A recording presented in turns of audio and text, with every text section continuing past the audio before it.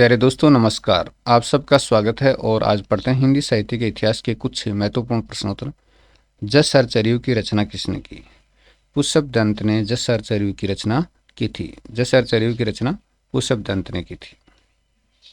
Next है अंडे के छिलके एकांकी के रचनाकार का नाम बताइए। अंडे के छिलके, तो ये मोहन राकेश का एकांकी है दोस्तों, अंडे के छिलके, जिसको आपने पढ़ा भी होगा। अगला प्रश्न है समस्या का अंत एकांकी के रचयिता का नाम बताइए। समस्या का अंत, तो ये दोस्तों उदय शंकर भट्ट का एकांकी है जिसका नाम है समस्या का अंत।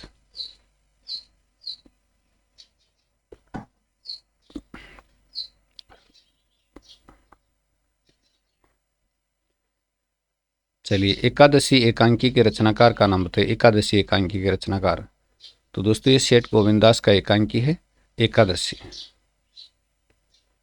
नेक्स्ट प्रश्न है डॉक्टर रामकुमार वर्मा को 1952 में किसने अपने नव संपादित पत्र के लिए कविताएं लिखने के लिए आमंत्रित किया? डॉक्टर रामकुमार वर्मा को 1952 में किसने अपने नव संपादित पत्र के लिए कविताएं लिखने के लिए आमंत्रित किया? श्री रामरख सिंह सहगल ने अपने नव संपादित पत्र के लिए कविताएं लिखने के लिए आमंत्रित किया था। डॉक्टर रामकुमार वर्मा द्वारा राष्ट्रीय दृष्टिकोण से लिखित कहानी का नाम बताइए। डॉक्टर रामकुमार वर्मा एकांकीकार भी हैं, हिंदी साहित्य के इतिहासकार भी हैं और कविता लेखक भी हैं, ये ध्यान में रखिएगा। तो राष्ट्रीय दृष्टिकोण से लिखित कहानी का नाम राष्ट्रीय दृष्टिकोण से लिखित कहानी का नाम, तो ये कहानी है सुखद सम्मेलन। सुखद सम्मेलन इनकी बहुत ही प्रसिद्ध कहानी है। ऋतुराज एकांकी के रचनाकार का नाम बताइए। ऋतुराज एकांकी के रचनाकार, तो ऋतुराज एकांकी के रचनाकार कौन हो सकते हैं? डॉक्टर रामकुमार वर्मा का एकांकी है। प्रमुख एकांकीकार माने जाते हैं डॉक्टर रामकुमार वर्मा, और इनका हिंदी साहित्य का इतिहास भी काफी प्रसिद्ध है। चतुष्पथ एकांकी के रचयिता का नाम बताइए। चतुष्पथ एकांकी, सेठ गोविंदास का एकांकी है चतुष्पथ।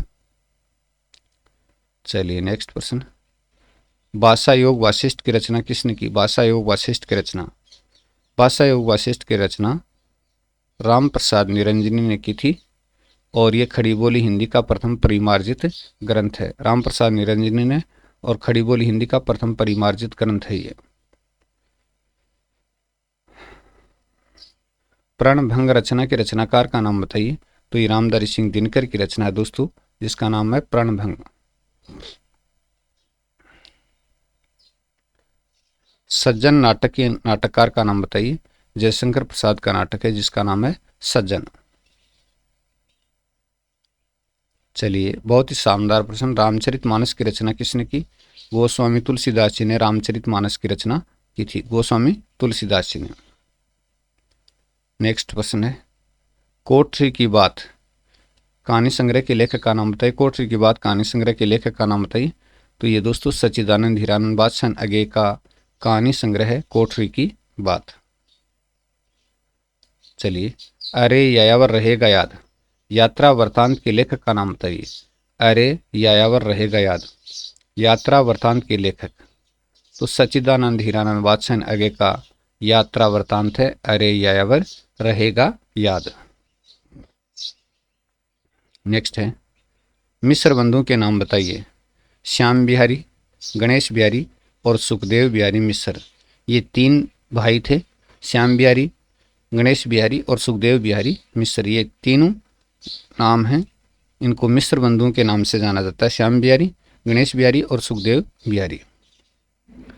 चलिए डॉक्टर रामकुमार वर्मा ने अपनी पहली कविता किस शीर्षक से लिखी? देश सेवा शीर्षक से लिखी थी। पहली कविता देश सेवा शीर्षक से लिखी थी। चलिए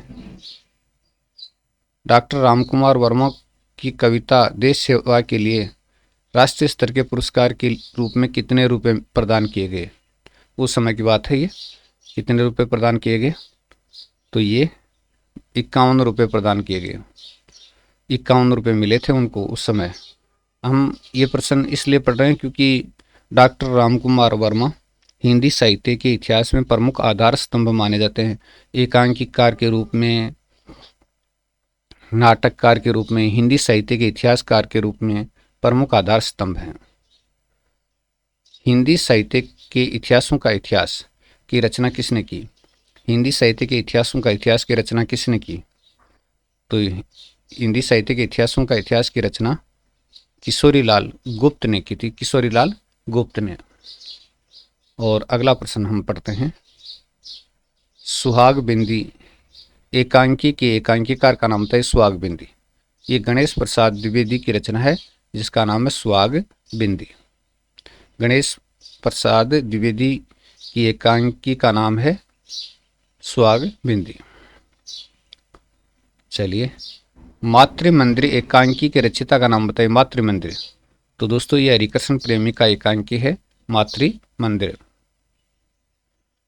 अगला प्रश्न अपना है, डॉक्टर जॉर्ज ग्रेसन ने हिंदी साहित्य का प्रारंभ माना है 643 ईस्वी माना, 643 ईस्वी माना डॉक्टर जॉर्ज ग्रेसन ने हिंदी साहित्य का प्रारंभ। चलिए नेक्स्ट, डॉक्टर रामकुमार वर्मा के घर का क्या नाम था? साकेत था। और साकेत मैथिली शरण गुप्त जी की प्रसिद्ध रचना का नाम भी है दोस्तों, साकेत। ठीक है ना, ध्यान में रखना। चलिए, रामानंद के गुरु का क्या नाम था? रामानंद के गुरु का नाम राघवानंद था। तो रामानंद जी के गुरु का नाम क्या था? राघवानंद जी था।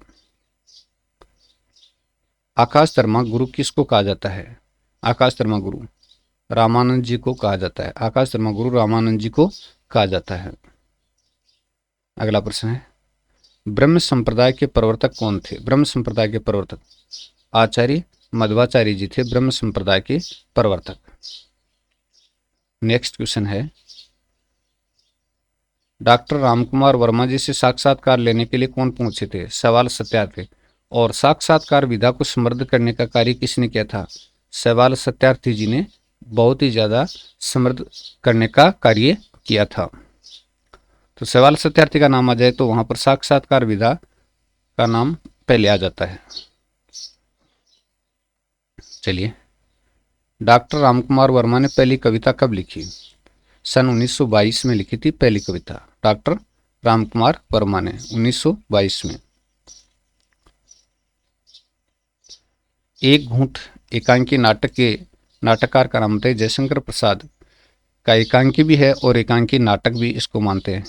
तो कई जगह इसको एकांकी और कई जगह नाटक, तो ये एकांकी नाटक है और जयशंकर प्रसाद का है। और हिंदी का पहला एकांकी भी माना जाता है।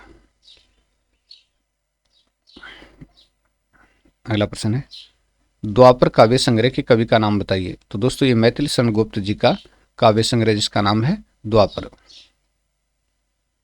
चलिए नेक्स्ट, चंद्रगुप्त नाटक की रचना किसने की? जयशंकर प्रसाद ने चंद्रगुप्त नाटक की रचना की थी। किसने?